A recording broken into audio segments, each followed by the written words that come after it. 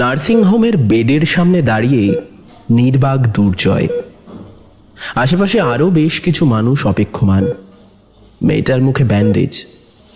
টানা 3 মাস ধরে দহন যন্ত্রণা সহ্য করেছে সে। এখন 2 চোখ বুজিয়ে নিথর শুয়ে রয়েছে দিয়া। ওর এখনো খুব কষ্ট হচ্ছে। সেটা যে ঠিক কতটা তা সবাই না বুঝলেও দুর্জয় বোঝে। 5 বছর আগে এমনই ব্যান্ডেজে মুখ ঢেকে অন্য শহরে অন্য আরেকটি নার্সিংহোমের বেডে দিনের পর দিন পড়ে থাকতে হয়েছিল তাকেও। তারপর যেদিন মুখ থেকে ব্যান্ডেজ খোলা হলো, সেদিনই তার চোখের ওপর হাট করে খুলে গেল কঠিন বাস্তবের জানালাটা। বাড়ি যেতে না যেতেই বর্ষার সঙ্গে দেখা। 10 বছরের প্রেম, আর 2 মাস পরেই তাদের বিয়ে ঠিক হয়েছিল। অথচ বর্ষা বলেছিল, এই বিয়েটা আমি করছি না, অন্যত্র আমার বিয়ে ঠিক করেছে বাড়ি থেকে। ছেলে প্রাইভেট টিউটর, সুপুরুষ। দুর্জয় এক চিলতে করুণার হাসি হেসেছিল মাত্র। যেসব বন্ধুরা তাকে হেড অফ দ্য টিম বলে মেনে চলত, তারাই রাতারাতি কাজ আর ব্যস্ততার অজুহাতে এক একটা দেওয়াল গড়ে নিল।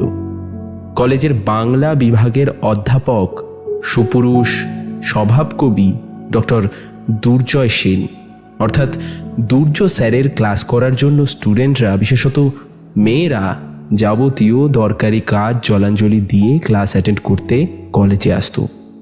কিন্তু তারাই লিখিতভাবে জানালো প্রিন্সিপালকে, দুর্য স্যার যদি তাদের ক্লাস নেন তাহলে তারা আর এই কলেজে পড়বে না। প্রিন্সিপালের মিষ্টি অথচ কড়া আদেশ মেশানো অনুরোধে দুর্জয় শেষ পর্যন্ত রিজাইন করে কলেজ থেকে। যেসব শুভানুধ্যায়ী বাকি ছিল, তারা অপার সহানুভূতি আর হা হতাশ দিয়ে বিদায় নিয়েছিল একে একে। দুর্জয় শহর বদল করে নতুন শহরের 4 দেওয়ালের মধ্যে নিজেকে বন্দি করে নেয়। তারপর শুরু করে নতুন আঙ্গিকে বাঁচা। বিষ্ণুদা, আগে দেখো, তোমার পছন্দ হয়েছে? হ্যাঁ, বেশ সুন্দর। বাড়িটা নির্জন জায়গায় বলেই আমি পছন্দ করেছিলাম। সবটাই বিনয়ের কথায় শুনে ও জোর দিয়ে বলল বলেই। আরে আমি তো বলছি তোর কোনো অসুবিধা হবে না, বুঝলি? এই পাড়াটা এমনিতেই বরাবর চুপচাপ। ছেলেবেলায় যখন পিসির বাড়ি যেতাম তখন 2 দিন থাকতে না থাকতে হাঁপিয়ে উঠতাম আমি। আর এখন তো ওদিকটা আরোই শুনশান হয়ে গেছে। আশেপাশে ছোট বড় অনেক বাড়ি আছে, তাতে মানুষও যে থাকে না তা নয়, কিন্তু ওই সবাই যে যার মতো, কারোর ব্যাপারে কেউ থাকে না। আরে বেলা 11টার সময়ও যদি কোনো বাড়িতে কেউ মারা যায় তবুও কেউ কিচ্ছু সহজে টের পাবে না, এমনই অবস্থা। ব্রজেনলাল স্ট্রিটের মাহাত্ম্যই এটা। তার উপর এখন তো আবার অধিকাংশ বাড়ির বাসিন্দারাই নানান কারণে বাড়ি ফেলে বাইরে চলে গেছে। এই আমার পিসির কথাই ধর না, লাস্ট ইয়ার পিসমশাই মারা যেতেই দিদি পিসিকে নিয়ে ব্যাঙ্গালোর চলে গেল। জামাইবাবু ওখানেরই এক বেসরকারি অফিসে চাকরি করে, যদিও সেটা কারণ নয়। আসলে কি, ওই দিদির 4 বছরের মেয়ের ওপর আবার একটা ছেলে হয়েছে। তাছাড়া দিদিও একটা স্কুলে পড়ায়, তাই বাচ্চাদের ঝঞ্ঝাট পার্মানেন্টলি পিসির ঘাড়ে চাপিয়ে, মানে আরো সহজ করে বলতে গেলে পিসিকে ফ্রিতে বেবিদের কেয়ারটেকার করানোর জন্যই নিয়ে গেছে বেসিক্যালি। আর বাড়িটা রেখে গেছে আমার ভরসায়। আমার কি কাজের শেষ আছে? কখন কোথায় থাকি তার ঠিক নেই। আমার সেলসের চাকরি, কোম্পানির হয়ে সারা ইন্ডিয়া ঘুরতে হয়। তার উপরে বাবা মায়ের বয়স হয়েছে। আমার নিজেরও তো একটা সংসার আছে নাকি? বাড়ির একমাত্র ছেলে হয় যা হয়, বুঝিস তো। কর্তব্য করতে করতে কর্ম কাবার হয়ে যায়। আবার ঘাড়ের উপর এই এক উটকো ঝামেলা। কলকাতার বুকে এমন একটা খালি বাড়ি দিনের পর দিন ফেলে রাখা যে কি ঝকমারি, সে আর তোকে কি বলবো ভাই। এই গত কয়েক মাস আগেই আমার কাছে অন্তত 12 জন প্রমোটারের পোষা আরো 22 জন দালালের আমায় খুব কম করে হলেও 32 বার ফোন করেছে। বুঝিসই তো, সেলসে চাকরি করি, তাই আর কিছু না হোক কাজের সূত্রে গুছিয়ে কথা বলাটা বেশ ভালোই আয়ত্ত করতে পেরেছি। কাস্টমারকে কাঁচটা হিরে বলে চালিয়ে গুছিয়ে দিতে নিজের কথা আর বেশি কি বলবো, বেশ ভালোই পারি বুঝলি। সেই কথার জোরে গাট কাটাগুলোকে ঠেকিয়ে রেখেছি। তুই যদি ওই বাড়িটাই থাকা শুরু করিস তাহলে সব দিক থেকেই ভালো হবে, তোরও আমারও। তুই নিরিবিলিতে থাকতে পারবি আর আমিও বাড়ির চিন্তাটা একটু ভুলে থাকতে পারবো। এই, আমি তোকে স্টেশনে আনতে যাব কি রে, কিছু বল। প্রায় পাক্কা 30 মিনিট ধরে একতরফা বকমবাজি মিটিয়ে শেষে বড় একটা প্রশ্ন রেখে খুব সম্ভবত দম নেওয়ার গরজে একটু থেমেছিল বিনয়। সেই সুযোগেই দুর্জয় দুটো কথা বলে। না, আমরা গাড়িতে আসব, তুই শুধু প্রপার অ্যাড্রেসটা আমায় টেক্সট করে দে, আর সঙ্গে তোর জিপে নাম্বারটাও দিস।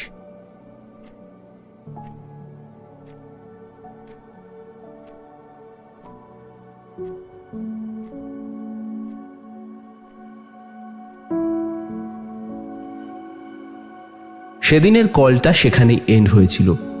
যখন কাছের বন্ধুরা বন্ধুত্বের মুখোশ খুলে অপরিচিতের রূপ নিল, তখন এই স্কুল লাইফের বিনয়, যে বহুদিন কিনা বহু দূরের বন্ধু হয়ে গিয়েছিল, সেই এই বিপদের সময় বিশেষ ভূমিকা নিল।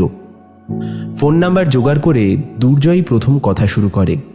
কারণ সে শুনেছিল হলদিয়া থেকে বদলি হয়ে যাওয়ার পর ওর বাবা ওদেরকে নিয়ে কলকাতাতেই থিতু হয়েছিল। অনেকটা সেই ভরসাতেই যোগাযোগ করা। তবে সবটা যে এতটা সহজে হবে সেটা দুর্জয় নিজেও ভাবতে পারেনি। তার উপরে বিনয় এখন ছুটিতে, সেটাও মস্ত সুবিধা হয়েছে ওর জন্য। সমস্ত কথা বলবার পরদিনই গোটা বাড়ির পরিষ্কার ছবি তুলে পাঠিয়েছিল বিনয়। তারপর এই নতুন ঠিকানা। মাঝের বাদবাকি দিন সবটাই অনলাইন মাধ্যমে হয়েছে। দুর্জয়ের সমস্ত ব্যাপারটা শুনে, তার পর্দা প্রথার কথাটা জেনে বিনয় আর দেখা করার জন্য কোনো জোড়াজুড়ি করেনি। ছেলেটা ঠোঁট কাটা, বাক্যবাগীশ আর ঘোরতর ব্যবসাদার, তবে ভেতরটা সাদা কাগজের মতোই পরিষ্কার। তারপর থেকে এই নতুন বাড়িতে একটা বিশ্বস্ত কাজের মানুষ, আর সে এই দুর্জয়ের পৃথিবী। টাকা পয়সার চিন্তা তার নেই, এতদিনের উপার্জিত সঞ্চয় নেহাত কম নয়। সে যাই হোক, এবার এই নতুন শহরে নতুন বাড়িতে একটু একটু করে পুরনো হতে শুরু করলো ওরা। ঘরে বাইরে চূড়ান্ত ব্যস্ততায় ভরা মানুষ ছিল দুর্জয়। রবীন্দ্র জয়ন্তীর অনুষ্ঠানে রিহার্সাল রুম হোক, বা পাড়ার বিজয়া সম্মেলনীর মঞ্চ সাজানোর দায়িত্ব হোক, কিংবা পাড়ার ক্রিকেট টুর্নামেন্ট ম্যাচ, বড়দিনের পার্টি অ্যারেঞ্জ করার ব্যাপারই হোক, সবেতেই সে মাথা, সেই সেরা। এখন তারই দিন কাটে প্রবাহমান শহরের কোলে একটি বাড়ির দোতলায় ভারী ভারী পর্দা টানা ঘরের ভেতরে বসে বসে। এ যে কতখানি কষ্টের তা একমাত্র যার অভিজ্ঞতা আছে সেই সঠিক বুঝতে পারবে। সারা পৃথিবী জুড়েই বিপুল আনন্দমেলা বসেছে, শুধু সেখানে একটি মানুষেরই প্রবেশের অধিকার নেই। তার অধিকার কেড়ে নেওয়া হয়েছে অফুরন্ত বিদ্রূপ আর অসীম আঘাতে।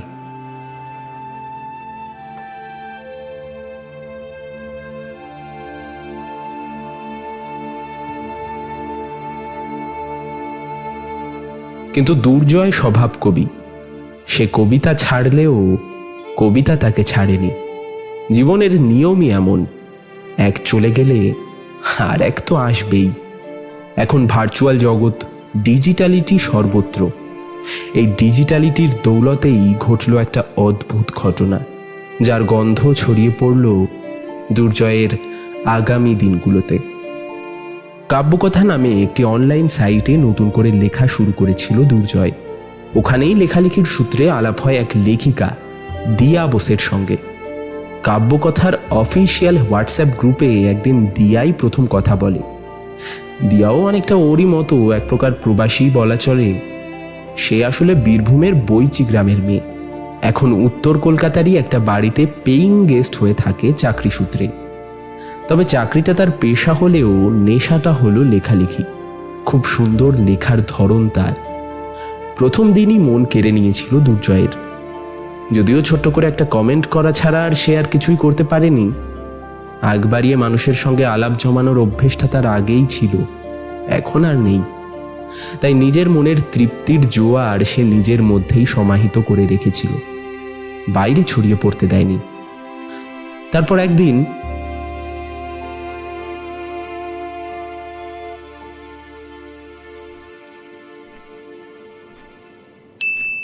দুর্জয়, আপনার ডিপিটা খুব সুন্দর। আজকাল আর দুর্জয় ডিপিতে নিজের ছবি রাখে না, সেখানে রেখেছে কবিগুরুর একটা অল্প বয়সের ছবি। তার নিচে তারই গানের দুটো লাইন, আমি রূপে তোমায় ভোলাবো না, ভালোবাসায় ভোলাবো, আমি হাত দিয়ে দ্বার খুলবো না, গান দিয়ে দ্বার খোলাবো। থ্যাঙ্কস। দিয়ার ডিপিটাও খুব সুন্দর। তাতে তার একটা কালচে নীল রঙের শাড়ি পরা ছবি। চোখ মুখ সবই যেন কথা বলে। চোখগুলো দেখলেই বোঝা যায় এ মেয়ে দোষী না হলেও খুব একটা শান্ত মেয়েও নয়। মুখ দেখে মনে হয় একেই বোধহয় বলে তুলি দিয়ে আঁকা মুখশ্রী।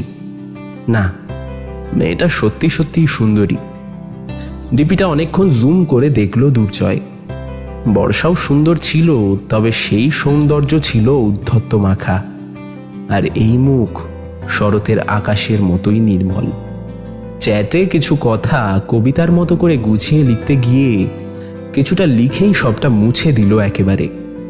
ওদিক থেকে আবার একটা কথা ভেসে এলো ভয়েস নোটে। কি স্যার, কি লিখছিলেন? না পাঠিয়ে মুছে দিলেন যে? মেয়েটার গলাটা ওর মতোই সুন্দর। দুর্জয়ের কানে কাঁচের চুড়ির মতো রিমরিমে মিষ্টি শব্দের ছোঁয়া লাগলো যেন। সেও ভয়েস নোট পাঠালো।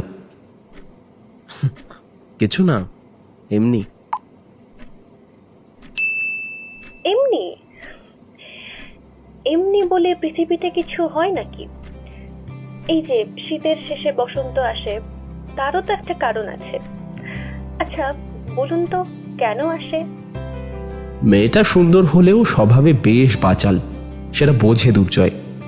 প্রফেসরি স্টাইলে বলে, 6টা ঋতু নিয়েই তো বছর। গ্রীষ্মের পর বর্ষা, বর্ষার পর শরৎ, হেমন্ত, তারপরে শীত, আর তারপরেই আসে বসন্ত।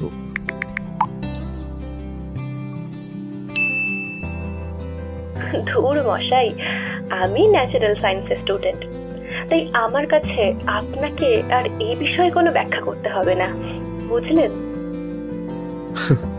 বুঝলাম। স্টুডেন্ট মানে এখনো কলেজ চলছে কি? এরপরে দিয়া উত্তরটা দুর্জয়ের পার্সোনাল চ্যাটেই দিয়েছিল। না না, চলার দিন শেষ হয়ে গেছে, এখন রোজ অফিসে দৌড়তে হয়। ও, অফিস কোথায়? সল্টলেক সেক্টর 5। এই তো আমার বাড়ি থেকে বেশ কাছেই। বেশ। এই কথাটা দুর্জয় টেক্সট মেসেজে বলল। দিয়া কিন্তু ভয়েসেই জানতে চাইল, কি হলো? কথাতেই তো ভালো হচ্ছিল, আবার লেখালেখি শুরু করলেন কেন? দুর্জয় বেশ কষ্ট করেই একটা মিথ্যে কথা লিখে পাঠালো। আমি বেশি কথা বলতে পারি না, একটু কমই কথা বলি। উল্টো দিক থেকে পুনরায় ভয়েস মেসেজ। কারণটা কি জানতে পারি? না মানে আপনি কি গলা বাঁচাচ্ছেন নাকি আয়ু? শুনেছি বেশি কথা বললে নাকি আয়ু ক্ষয় হয়। সত্যি যদি তাই হয় তাহলে মনে হয় আমার হাতে আর বেশি দিন নেই। 1.5 বছর বয়স থেকে সেই যে অনর্গল কথা বলা শুরু করেছি, আজ পর্যন্ত তেমনই চলছে। আর গলার ব্যাপারটা আমার তেমন দামি কিছু নয়, সেক্ষেত্রে আপনার গলা যাকে বলে একদম গোল্ডেন ভয়েস। আচ্ছা, আপনি কি কোনো রেডিও স্টেশনে আরজের জব করেন? কারণ আমার একটা ফেভারিট চ্যানেলে মন নিয়ে কাছাকাছি বলে উইকেন্ডের ইভিনিং একটা শো হয়। যিনি শোটা করেন আপনার গলা অনেকটা তার মতোই। এবার দুর্জয় ভয়েস নোট না পাঠিয়ে আর থাকতে পারলো না। একদমই নয়, এই শহরটা আমার কাছেও নতুন, এখানকার অনেক কিছুই আমার অচেনা এখনো। Strange, how interesting. কিসের ইন্টারেস্ট? এই যে আপনার গল্পটা, কিন্তু প্লিজ প্লিজ একটু ভয়েস মেসেজেই কথা বলুন না। সত্যি বলছি, আপনার গলাটা না খুব সুন্দর, শুনলে কানের আরাম হয়। আর টেক্সটে কি বলুন তো, মনে হয় যেন মেশিনের সাথে কথা বলছি। কথা বলার 16 আনার মজাটা 12 আনাই নষ্ট হয়ে যায়। আর ভয়েসে কথা বললে কথোপকথনে প্রাণের ছোঁয়া থাকে। যেমন ধরুন, আপনি খাচ্ছেন, খেতে খেতেই মেসেজে বললেন আমি এখন খাচ্ছি। সেটা হয়তো যাকে পাঠালেন তখনও তার খাওয়াই হয়নি, হাতের কাজ সেরে খেতে যাবে যাবে করেও ফাইনালি আর যেতে পারছে না। তখন আপনার খাবার ভরা মুখের কথার তৃপ্তিটা তাকে শ্রবণেন অর্থভোজনং, ওই ব্যাপারটার স্বাদ পাওয়াবে। ভালো নয় বলুন? যাই হোক, আমি কিন্তু আপনার গল্পটা শুনবো। এরপর পাক্কা 1 মিনিট 13 সেকেন্ডের ভয়েস নোটের জবাবে এলো 3 সেকেন্ডের একটা রেকর্ডিং। Good night. কথা চালাচালি শেষ হয়ে গেল সেদিনের মতোই। দুই কথকের মনের ভাব দুই রকম। জীবনে এমন একটা কথার ফুলছড়ি ফোটা মানুষের সঙ্গে যদি বেশ অনেকক্ষণ বা ঘুম ভাঙা সকাল থেকে রাতে ঘুমাতে যাওয়ার পর্যন্ত কথা বলা যেত, তাহলে হয়তো এই নিস্তব্ধ নির্জন অসীম শূন্যতা ভরা প্রতিদিনের অসহ্য 24টা ঘন্টা খুব জীবন্ত প্রাণের আনন্দে পরিপূর্ণ আর সুন্দর হয়ে উঠত। এই কথাগুলো ভেবেই বুকের ভেতর থেকে একটা নিঃশ্বাস বেরিয়ে এলো। হ্যাঁ, কল্পনা কবির মানসিক শান্তি সৃষ্টি করে ঠিকই, কিন্তু জীবনে তার কোনো প্রভাবই পড়ে না। 1 গ্লাস ঠান্ডা জল গলায় ঢেলে দিয়ে সস্থির ঘুমের খোঁজে বিছানায় নিজেকে বিলিয়ে দিল দুর্জয়। ওদিকে দিয়ার তো আর ঘুম আসতেই চায় না। চোখের পাতা যেন আজ স্ট্রাইক করেছে, তারা আজ কিছুতেই বুঝবে না। আচ্ছা, দুর্জয় রায় মানুষটাকে ঠিক কেমন দেখতে? নিশ্চয়ই খুব হ্যান্ডসাম হবে। আচ্ছা, ও কি মিঙ্গেল? না না না, তাহলে কি আর এত রাতে গার্লফ্রেন্ডকে ছেড়ে একটা আননোন মেয়ের সাথে চ্যাট করে? করা তো অনেক দূরের কথা, চান্সটাই তো পাওয়া যায় না। তার সাক্ষী তো দিয়া নিজেই। যদিও সে অঙ্কে কাঁচা, তবু ক্লাস 11-এর সুদীপ্ত স্যারের টিউশন ব্যাচ থেকে শুরু করে লাস্ট 2-2.5 বছর আগে পর্যন্ত লাভি সাভি অ্যাক্টিভিটি খুব একটা কম করে হলেও 12-25 হয়েছে। এর মধ্যে 21 জনের নেম সারনেম, মুখের আদল আর টুকিটাকি জিনিসপত্র কোনো কিছুই ওর মনে নেই। সোশ্যাল মিডিয়ায় হঠাৎ করেই অনেকের সঙ্গে দেখা হয়ে যায়, আর তার মধ্যে অনেকেই ওকে চিনতে পারে। কলেজ ক্যান্টিনে চিকেন কাটলেটের অ্যামেজিং টেস্টের কথা এখনও বলে। ওদের বসন্ত উৎসব, সরস্বতী পুজো কিংবা রবীন্দ্র জয়ন্তীর দিন একসঙ্গে তোলা বন্ধু বান্ধবীদের ফটো ওকে দেখিয়ে অনেকেই জিজ্ঞাসা করে, বলতো দিয়া এই ছেলেটা কে? দিয়া অ্যাজ ইউজুয়াল চিনতে পারে না। সে কি রে, ও তো উত্তীয়। আরে ক্লাস 12-এ উত্তীয় তো শুধু তোর জন্যই প্রতিদিন স্কুলে আসতো। দিয়া একটু ভাবার চেষ্টা করে, বেশ কয়েকটা বছর পিছনে চলে যায়। কিন্তু সারি সারি মুখের ভিড়ে উত্তীয়র মুখটা এতটাই ঝাপসা হয়ে গেছে যে দিয়ার আর চিনতে পারা হয় না। সে কোনো মতে স্টেজ মেকআপ দিয়ে অফিস মিটিং আছে বলে তখনকার মতো কথা থামিয়ে দেয়।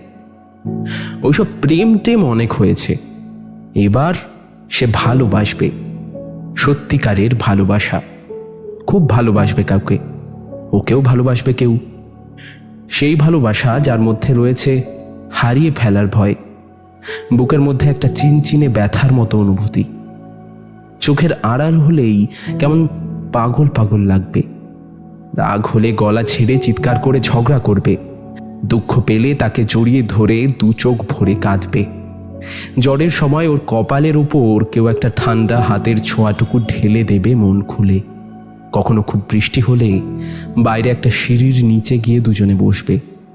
হঠাৎ কাছেই যদি আকাশ ভেঙে বাজ পড়ে, প্রচণ্ড ভয় আর ভীষণ বিশ্বাসে জড়িয়ে ধরবে তাকে।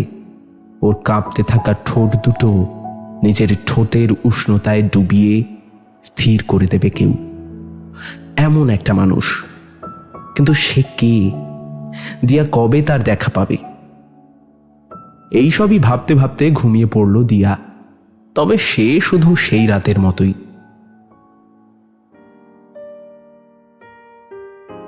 তারপর থেকে গল্প শোনার অজুহাতে রেগুলার পার্সোনাল চ্যাটে কথাবার্তা শুরু হলো ওদের। যত দিন বাড়ে, যত কথা হয়, ততই কাছে আসে দুটো মন। দুজনেরই ভালো লাগে দুজনের সঙ্গে কথা বলতে।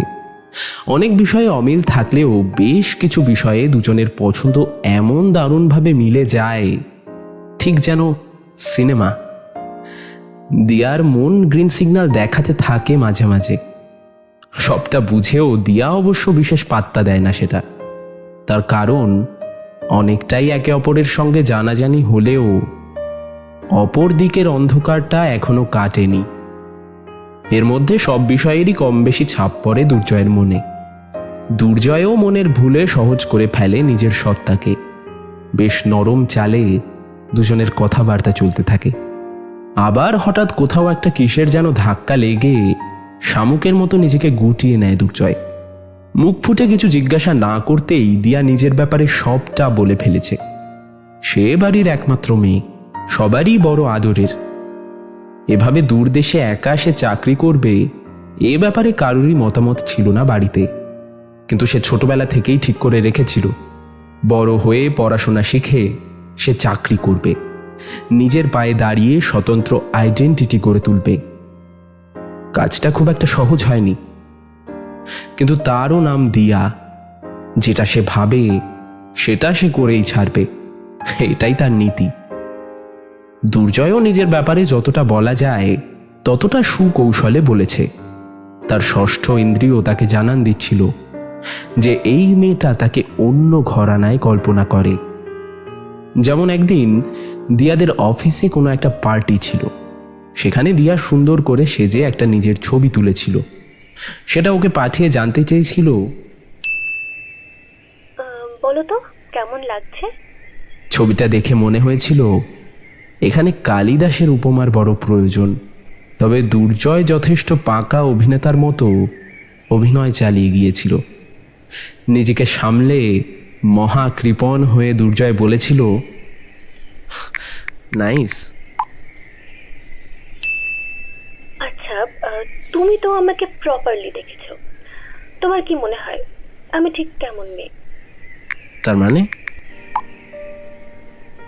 ও, বলতে ভুলে গেছি, এখন এরা আপনি আগের পার্ট চুকিয়ে তুমি তুমি করে একে অপরের সঙ্গে কথা বলে। উত্তর পেয়ে বেশ ক্ষুণ্ণ হয় দিয়া। সে অনেকবারই ভিডিও কল করতে চেয়েছিল, কিন্তু দুর্জয় রাজি হয়নি। যাকে ভালোবাসি তাকে কি একবারও চোখের দেখা দেখতে নেই? মনের প্রশ্ন মনে রেখে মিষ্টি গলায় দিয়া বলেছিল, আসলে আমি বলতে চাইছি যে তুমি আমায় প্রপারলি দেখেছো, কিন্তু এখনো অবধি আমি তো তোমায় প্রপারলি দেখিনি। তো গলাটা শুনে দিয়ার বেশ রাগ হয়। সেও তেমন স্বরেই বলে পাঠায়, নাথিং। এরকমই খাট্টা মেটা বাতচিত চলতে থাকে দুজনের। তার ফলে দুর্জয়ের কৃত্রিম কাঠিন্যের স্তর অনেকটাই শিথিল হয়ে পড়ে। এই সুযোগটার বেশ ভালো সদ্ব্যবহার করেছে দিয়া। তার অনেক অব্যক্ত প্রশ্নের উত্তর সে আদায় করে নিয়েছে ধীরে ধীরে। যেমন দুর্জয়ের বাসস্থানের সন্ধান, যদিও ব্যাপারটা খুব কোয়েন্সিডেন্স বলা চলে,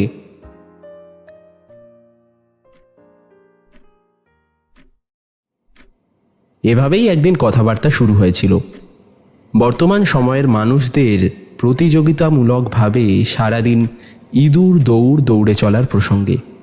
সেই প্রথম দিনের প্রশ্নের জের টেনে এনে দিয়া বলেছিল, দেখো, বসন্ত যেমন শুধু ঋতুচক্রের খাতিরেই আসে না, তার অন্য কাজও থাকে। যেমন বসন্ত না এলে কৃষ্ণচূড়া ফুটতো না, মুহুর্মুহু কুহু কুহু করে কোকিল ডেকে বেড়াতো না সারাদিন। আর সবচেয়ে বড় কথা হলো, বসন্ত না এলে মানুষ প্রেমেও পড়তো না, আর কবিতাও লিখতো না। জানো তো, প্রেম আর কবিতার জন্য বসন্তকালকেই শ্রেষ্ঠ সময় বলে ধরা হয়। জানি, তবে তোমার থিওরিটা আজকের দিনে দাঁড়িয়ে পুরোপুরি সঠিক নয় বোধহয়। কারণ এখন তো আর পৃথিবীতে বসন্ত কখন এলো আর কখন গেল সেভাবে কেউই টের পায় না। আর বিশেষত তোমাদের এই কলকাতা শহরে সকাল থেকে মাঝরাত অবধি শুধু গাড়ি ঘোড়ার হর্ন আর মানুষের কোলাহল। এক মুহূর্ত ফুরসত নেই নিজেকে কিংবা নিজের চারপাশ থেকে চুপ করে অনুভব করার। সেখানে কাগজের বুকে কলমের ঠোঁটে কবিতার জন্ম হওয়া সত্যিই আকাশকুসুম একটা ব্যাপার। আর আমার বিশ্বাস প্রেমে আজকাল কেউ পড়ে না, সবাই ওই প্রজন্মের দায় মেনে নিজেকে আহুতি দেয় জীবনের যজ্ঞে। ও তাই বুঝি। তাহলে এই যে আরশির চোখ, এ তুমি আমার অচেনা তুমি, একটা জল রঙের দাগ, এসব কবিতা দুর্জয় রায় নামে পার উইক রেগুলার পেজে পোস্ট হচ্ছে কি করে? আর তুমি কি 100% অপ্রেমিক মানুষ? সেরকমটা নয়। আর এইটুকু বলে দুর্জয় কথার ছলে অসাবধানে নিজের বাড়ির হোল্ডিং নাম্বারটা না বললেও মোটামুটি সব স্তরে তার ঠিকানাটার হদিশ 16 আনাই ফাঁস করে দিয়েছে। আর দিয়ার সুযোগ সন্ধানী মাথা অতি দক্ষ ফিল্ডারের মতো সেই ক্যাচ ধরে নিয়েছে তাল বুঝে। এরপর ধীরে ধীরে বিষয়টা গাঢ় থেকে গাঢ়তর হয়ে ওঠে। দেখা করা যখন নেহাতি অসম্ভব, তখন ফোনেই দিয়া মোটামুটি কাজটা মিটিয়ে নিয়েছে। যেমন প্রেম নিবেদন করা, প্রত্যাখ্যান পেয়েও তা বিশেষ গায়ে না মেখে কথাবার্তা নিজের মতো বিয়ের পর্যায়ে নিয়ে যাওয়া, সবটাই সে করেছে একা। ওকে এমন অবুঝ উন্মাদ দেখে দুর্জয় সোজা কথায় ভেঙে বলেছে সবকিছু, এমনকি নিজের বর্তমান মুখের আদলের ছবিও পাঠিয়েছে ওকে। কিন্তু তবুও বেসামাল পাগলটার রাশ আর ধরা যায়নি। দিয়া গ্রামে মা বাবাকে ফোনে সবটা বলে। সবটা শুনে তার প্রতিক্রিয়া ওর অপছন্দ হওয়ায় স্পষ্ট ভাষায় কড়া মেজাজে গভীর জোরের সঙ্গে জানিয়েছে নিজের সিদ্ধান্ত। তোমার যদি এ ব্যাপারে আমার সঙ্গে কথা না থাকে, তাহলে আমি কিন্তু আইনের সাহায্য নেব। আর এটা ভুলে যেও না যে সুব্রত কাকুর চেম্বার আমার অফিস থেকে কাছেই, সুতরাং সমস্যা হবে না। আমি ওনার সঙ্গেই এ ব্যাপারে কনসাল্ট করে নেব। শোন দিয়া, আমার কথাটা শোন। মেয়ের পাঠানো ছবি আর তার মুখে শোনা কথায় বোস দম্পতির প্রথমে ঘোর আপত্তি থাকলেও শেষ পর্যন্ত মেয়ের জেদের কাছে নিজেরা হার মেনে নিয়েছেন। মনকে বুঝিয়েছেন সবই কপাল। নিজের সন্তানকে মা বাবার চেয়ে ভালো আর কেই বা চিনতে পারে। তার কথা এরা মানুক বা না মানুক, তাতে যে দিয়ার কোনো সিদ্ধান্তের হেরফের হবে না তা তারা ভালোই জানেন। তাই বাধা দিয়ে লাভ নেই। যতই হোক একমাত্র মেয়ে তো, তাই পাশে থাকাই ভালো, এটাই ভেবে নিলেন তারা। কিন্তু এরপরেও দুর্জয় যথাসাধ্য দূরত্ব রাখার চেষ্টা করেছে নিজের মতো, কিন্তু পারেনি। যেদিন বুঝতে পেরেছে যে দিয়া সাধারণ সম্পর্কটাকে অন্য মাত্রায় রূপায়ণ করেছে, সেদিনই সে সাবধান হয়েছে, স্পষ্ট বুঝিয়ে দিয়েছে তার প্রতিবন্ধকতার কথা। কিন্তু দিয়া বোঝার পাত্রীই নয়। তলে তলে সে ঠিক বাড়ির খোঁজ পেয়েছে, ধাওয়া করেছে তার বাড়িতে। একদিন সন্ধ্যায় আচমকা মুখোমুখি হয়েছে দুর্জয়ের।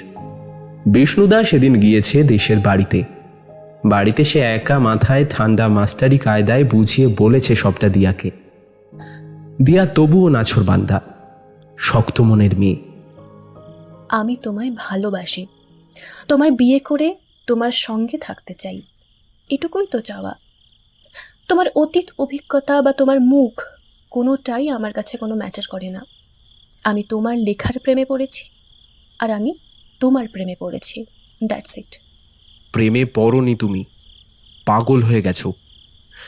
আসলে বয়সটা তো কম, আর অভিজ্ঞতাটাও, তাই বোঝার চেষ্টা করছো না রিয়েলিটি। এসো, এদিকে এসো। দেখো, কি দেখছো? এটা তো একটা আয়না। হ্যাঁ, আয়না। দেখো তো, পাশাপাশি তোমার আর আমার মুখ, দুজনের মধ্যে কোনো রকমের কোনো মিল পাচ্ছ কি? আমাদের পার্থক্যটা তোমার চোখে ধরা পড়ছে? না, পড়ছে না, আর পড়বেও না। কারণ কারণ আমি তোমায় অন্য চোখে দেখি, আমার মনের চোখে। Damn it! আরে আমাকে তোমার পাশে মানায় না, আমি এই পৃথিবীতেই বেমানান। কেন জানো? কারণ রূপের খাতায় আমার নাম কাটা পড়েছে। আমি তো জানতে চাই না, বারবার তো বলছি আমি তোমায় ভালোবাসি, তোমার মুখ বা তোমার রূপকে নয়। বাজে কথা, মিথ্যে কথা। তুমি আমাকে কতটা চেনো? কদিনের পরিচয় আমাদের? 7-8 মাস, তার বেশি তো নয়। তাও কিভাবে পরিচয়? না, হোয়াটসঅ্যাপে কিছু চ্যাট আর ভয়েস কল, ব্যাস এইটুকুই। আমি একটা মেয়েকে 10 বছর ধরে ভালোবাসতাম। আমি ভাবতাম সেও আমাকে ভালোবাসে, কিন্তু কিন্তু না, সে ভালোবাসে না, ভালোবাসেনি। আমার এই মুখটা দেখার পর এক কথায় আমার সমস্ত ভুল ভেঙে দিয়ে চলে গিয়েছে সে অনায়াসে। আর তুমি তুমি বলছো তুমি আমায় ভালোবাসো? আমার মুখটা তোমার কাছে কোনো ম্যাটার করে না? হ্যাঁ, না, করে না। এটাকেই ভালোবাসা বলে। এটা পাগলামি, নট ভালোবাসা। পাগলামিটা তুমি করছো এবার, আমি করছি না। সব মানুষ একরকম হয় না। ভালোবাসা সবার কাছে বাহ্যিক নয়, কারো কারো কাছে আন্তরিকও হয়। দুর্জয় কোনো কথাই বুঝতে নারাজ। চলে বাঘ বিতণ্ডা। দুজনেই একসময় সংলাপ হারিয়ে নির্বাক হয়ে পড়ে। এবার দিয়া ভাবে হয়তো ওর বোঝানোতে কাজ হয়েছে। বেরিয়ে যাও, লিভ মি অ্যালোন। ভাবনার ফুল কলিতেই বিনষ্ট। কি হলো, শুনতে পাচ্ছ না?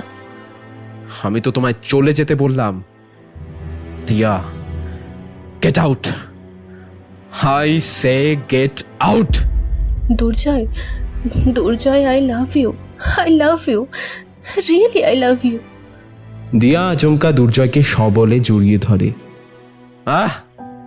আমি ভালোবাসি না তোমায়, যাও এখান থেকে, চলে যাও বলে দুর্জয় দিয়ার আলিঙ্গন থেকে নিজেকে ছাড়িয়ে দিয়ার একটা হাত ধরে টেনে দরজার বাইরে বার করে দেয়। তখন দুজনেই মরিয়া, যদিও কারণ দুটো স্বতন্ত্র, দুজনের কাছে দুই রকম।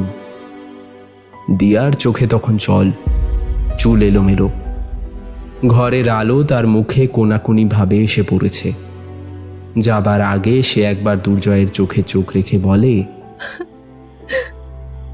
আজ তুমি অনেক বড় ভুল করলে দুর্জয় রায়, অনেক বড় ভুল।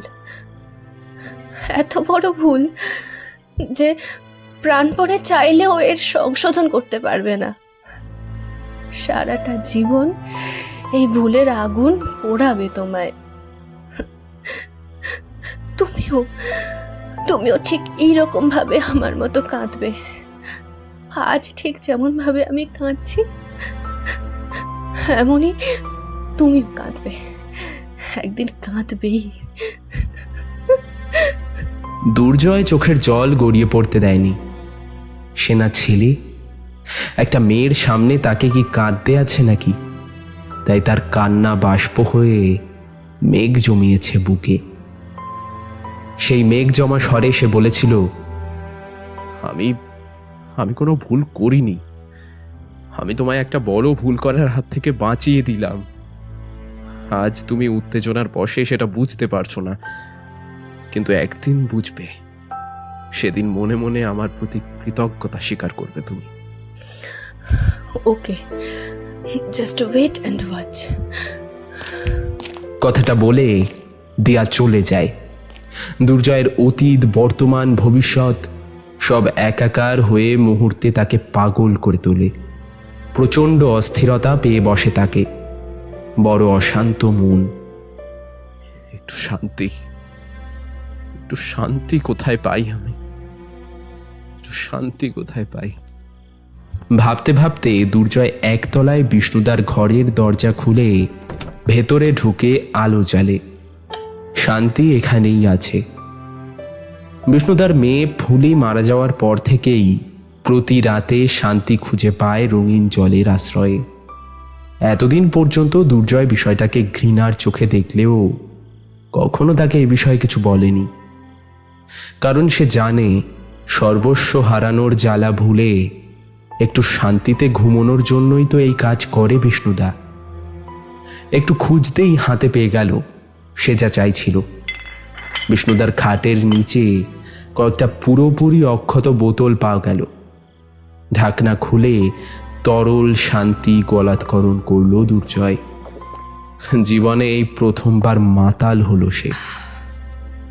তাহলে এবার কি করবে সে? পালিয়ে যাবে? আবারও অন্য কোথাও পালিয়ে যাবে? এভাবে আর কতদিন পালিয়ে বাঁচতে হবে তাকে? নেশার ঘোরে ধীরে ধীরে ঘুমিয়ে পড়ে দুর্জয়। পরদিন বেলা 11:30 নাগাদ ঘুম ভাঙে বিষ্ণুদার ডাকাডাকিতে। দাদা, তুমি এখানে শুয়ে আছো? কতবার বেল বাজালুম, দরজা খোলে না। তখন চাবি দিয়ে দরজা খুলে ভেতরে এসে দেখি তুমি এখানে। দাদা, এসব কি করছো? কি হয়েছে তোমার? দুর্জয় এবার নিজের দিকে নিজেই তাকাতে লজ্জা পায়। মাথার উপর জ্বলছে উজ্জ্বল আলো, গায়ের জামা কাপড় এলোমেলো, সারা শরীর ভেসে যাচ্ছে ঘামে, হাতে পায়ে মশার কামড়ের দাগ। পাশে মেঝেতে গড়াগড়ি খাচ্ছে দুটো দেশি মদের খালি বোতল। মাথাটা ফেটে যাচ্ছে যন্ত্রণায়। এক ঝলকে ওর সবটা মনে পড়ে যায়। চকিতে মেঝে ছেড়ে উঠে বসে। দোতলায় এসে নিজের ঘরে ঢোকে। ফোনটা বিছানার উপরেই ভাইব্রেট হচ্ছে। লেখা ফুটে উঠেছে, ব্রততী। হ্যালো। ওপার থেকে ক্লান্ত ভাঙা গলায় ব্রততী বলে, দুর্জয়দা, তুমি কোথায় ছিলে? সারা রাত ধরে তুমি কতবার ফোন করেছি জানো? কেন, কি হয়েছে? থিয়া আইসিইউতে। আমি আর ওর এক কাকা, আমরা জিটি নার্সিং হোমে। কি হয়েছে দিয়ার? ও নিজের মুখে অ্যাসিড। ফোনটা হাত থেকে মাটিতে পড়ে যায়। অ্যাসিড, আবার অ্যাসিড। হ্যাঁ, এই জিনিসটার সঙ্গে খুব ভালোভাবে পরিচয় দুর্জয়ের। 5 বছর আগে কলেজ ক্যাম্পাসে এক ছাত্রীকে বাঁচাতে গিয়েই তার দিকে ছুঁড়ে দেওয়া অ্যাসিড মুখে এসে লেগেছিল দুর্জয়ের। তারপর সব ব্ল্যাঙ্ক। জ্ঞান ফিরল অসহ্য অবর্ণনীয় যন্ত্রণার মধ্যে। সার্জারি হয়েছিল, কিন্তু ওর স্যুট হয়নি। ওর ওই মুখ নার্সিংহোমে এসে ওর মা দেখা মাত্রই হার্ট ফেল করেন। বাবা তো ছোটবেলায় চলেই গিয়েছিলেন, এবার মাও গেলেন। আর তারপর তো এই সব এত কিছু। কিন্তু দিয়া এটা কেন করলো? সে কেন নিজেই নিজের মুখে অ্যাসিড ঢেলে নিজের সুন্দর মুখটা পোড়ালো? কার জন্য? দুর্জয়ের জন্য? কিন্তু সে তো এমন চায়নি। দিয়া ভালো থাকবে, ফুটফুটে ফুলের মতো দিয়া একটা ফুলের মতোই সুন্দর জীবন পাবে, ওর মতোই সুন্দর কাউকে ভালোবাসবে, সেও ভালোবাসবে ওকে। উজাড় করা ভালোবাসা, সুখী হবে দিয়া। এটাই তো সে চেয়েছিল। কিন্তু এ কি হলো? এ তো সুখ নয়, এ তো সর্বনাশ। সেই কি দায়ী এই সর্বনাশের জন্য? মরিয়া হয়ে রাস্তায় বেরোলো দুর্জয়। পরপর 2-3টে ট্যাক্সি ওকে পাত্তা না দিয়ে সোজা চলে গেল। আলুথালু ঝোড়ো কাক চুল চেহারা, পোশাক আশাক এসব দেখে ওকে পাগল ভেবে বা অন্য কিছু ভেবে নিয়েছে বোধহয় ওরা। অবশেষে একটা হিল্লে হলো, একটা ট্যাক্সি আসছে। দুর্জয় ছুটে সামনে এসে হাত জোর করে দাঁড়িয়ে পড়ল। প্লিজ প্লিজ প্লিজ দাঁড়ান, প্লিজ প্লিজ। তখন দুর্জয়ের চোখ থেকে জল গড়িয়ে পড়ছে। সেজন্যই সম্ভবত এবার ট্যাক্সির দরজাটা ওর জন্য খুলে গেল। Public transport, GT nursing home.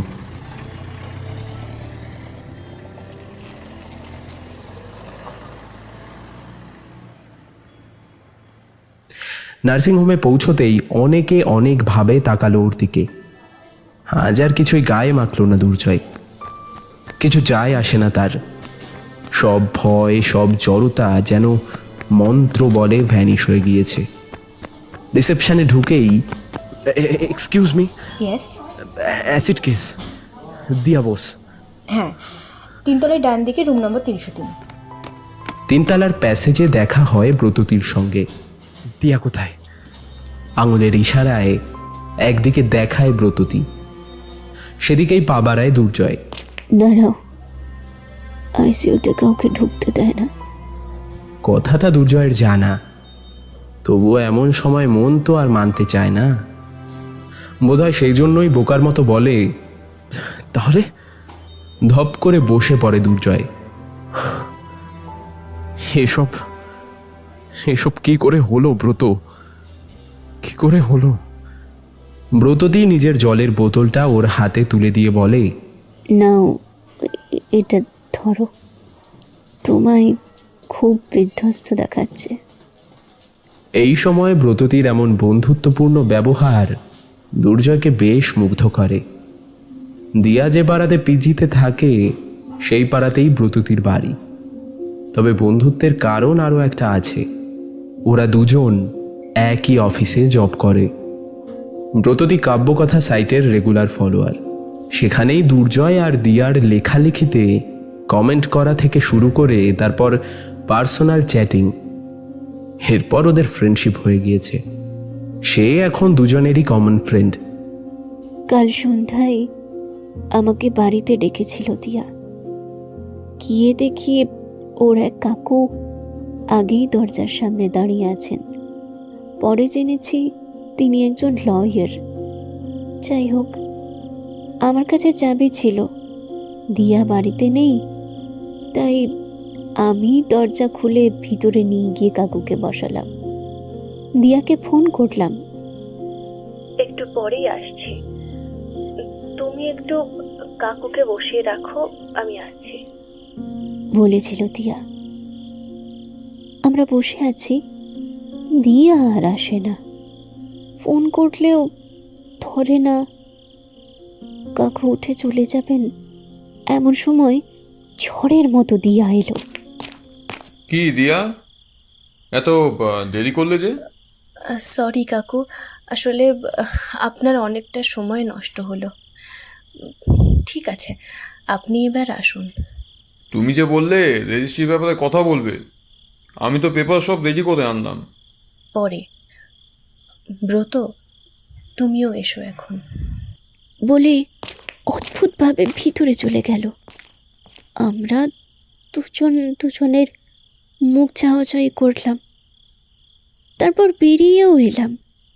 আমি বেরিয়ে দরজাটা সবে লক করতে যাচ্ছি, হঠাৎ দিয়ার গলায় একটা মর্মান্তিক চিৎকার শুনতে পেলাম। তখন আবার আমরা ভিতরে ঢুকে ওর চিৎকার লক্ষ্য করে এগিয়ে গেলাম। কোথায়? বাথরুমে। গিয়ে দেখি দরজা আধ খোলা। সেটা পুরো খুলতেই একই দেওয়ালের আয়নার সামনে দিয়া। তখন আর ওর মুখে কোনো সাড়া নেই, পাথরের মতো দাঁড়িয়ে আছে, কেমন যেন পাগলের মতো হাবভাব।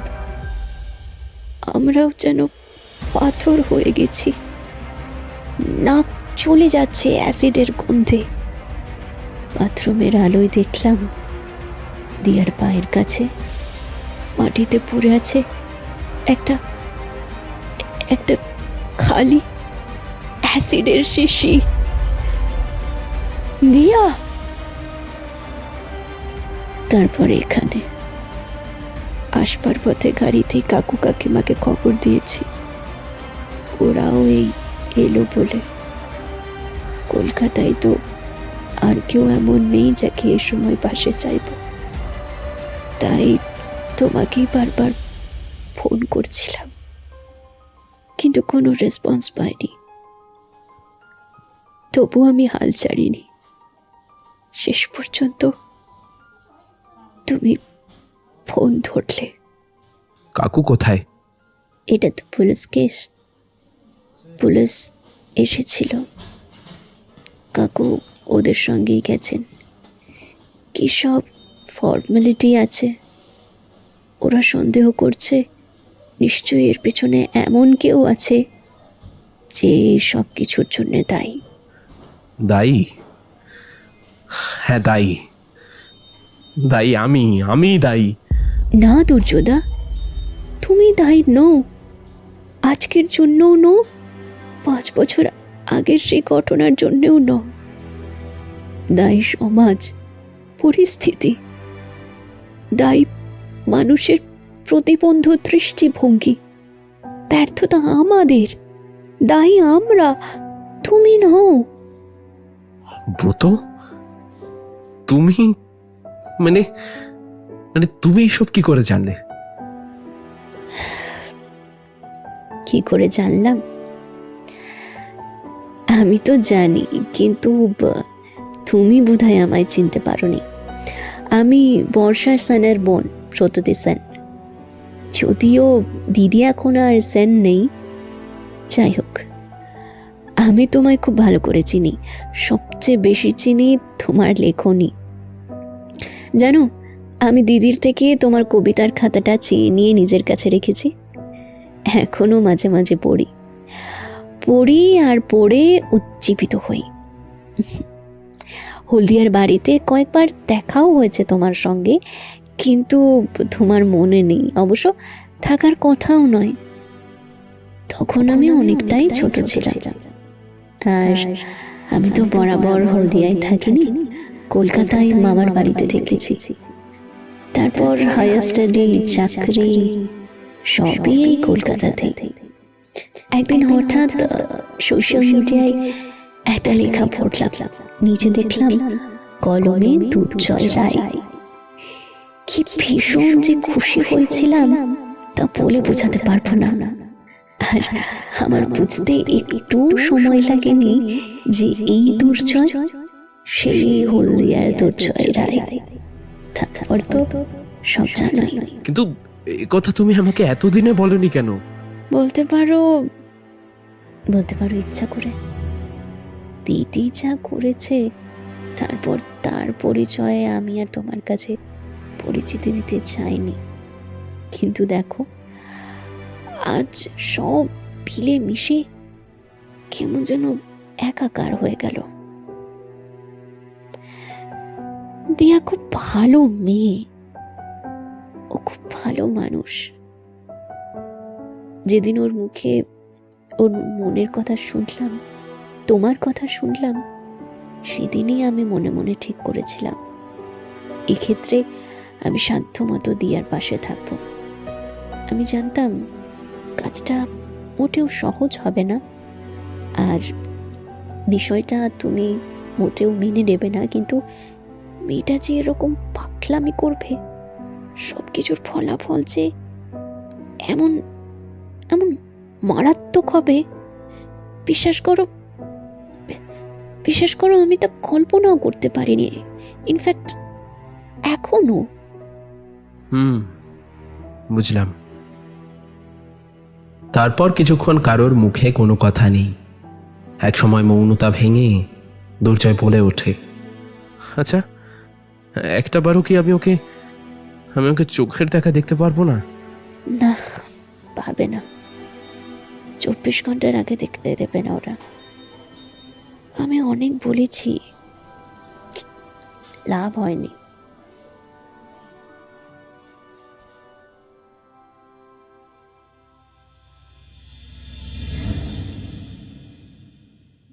ঘটনার 3 মাস পর সবাই ক্যাবিনে জড়ো হয়েছে। সকলে নিশ্চুপ। মুহূর্ত গুনছে প্রতিটা মানুষ। বেডের পাশে ডক্টর দাঁড়িয়ে, সিস্টার তারই নির্দেশ মতো কাজ করে চলেছে। একটু একটু করে দিয়ার মুখটা ব্যান্ডেজের বাইরে এলো। সবাই যেন পুতুল, শুধু তাকিয়ে রয়েছে অপলকে। কথা বলার শক্তি যেন নেই কারোর মধ্যে। সবাই দেখছে দিয়াকে, কিন্তু দিয়ার চোখ দুর্জয়ের চোখে, প্রশ্ন ভরা দৃষ্টি। এবার তার ঠোঁট দুটো একটু একটু করে নড়ে উঠল। বলো, বলো আমায় ভালোবাসো, বলো আমায় বিয়ে করবে, বলো না ভালোবাসো। এমন কেন করলে তুমি? কেন করলে এরকম? ভালোবাসে বলেই। এবার তুমি বলো আমায় ভালোবাসো। তুমি পাগল হয়ে গেছো, তুমি পাগল হয়ে গেছো দিয়া, পাগল হয়ে গেছো। হয়েছে তো, তোমায় ভালোবেসে, তোমার প্রেমে আমি পাগল হয়ে গেছি। দেখো না, দেখো, আর তো কোনো তফাৎ নেই। একটা আয়না, একটা আয়না হলে ভালো হতো। দেখো, যেমন তুমি তেমন আমিও। আমাদের দুজনেরই রূপের খাতায় নাম কাটা পড়েছে, তাই আমি আর তোমার পাশে বেমানান নই। এবার বলো আমায় ভালোবাসো। তুমি তুমি বলছো না কেন? হঠাৎই দুর্জয় ভুলে যায় এটা নার্সিং হোমের কেবিন। সে এবার অদমনীয় কান্নার আবেগে পাগলের মতো চিৎকার করে কেঁদে ওঠে। হ্যাঁ, ভালোবাসি, ভালোবাসি, আমি ভালোবাসি তোমায়, খুব ভালোবাসি। আর ভালোবাসি বলেই চেয়েছিলাম তোমার ভালো হোক, কিন্তু কিন্তু তুমি এটা কি করলে?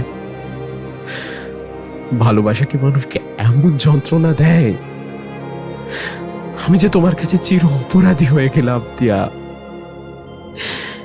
এ গ্লানি যে কখনো যাবে না আমার, কখনো যাবে না।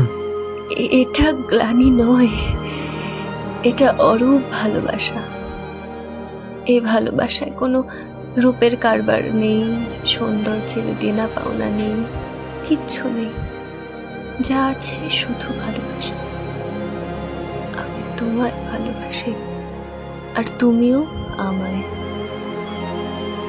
একদিন বলেছিলাম না, তোমায়ও আমার মতো কাঁদতে হবে, কিন্তু আজ বলছি প্লিজ কেঁদো না। তোমার ওই কান্না আমার আর ভালো লাগছে না দেখতে।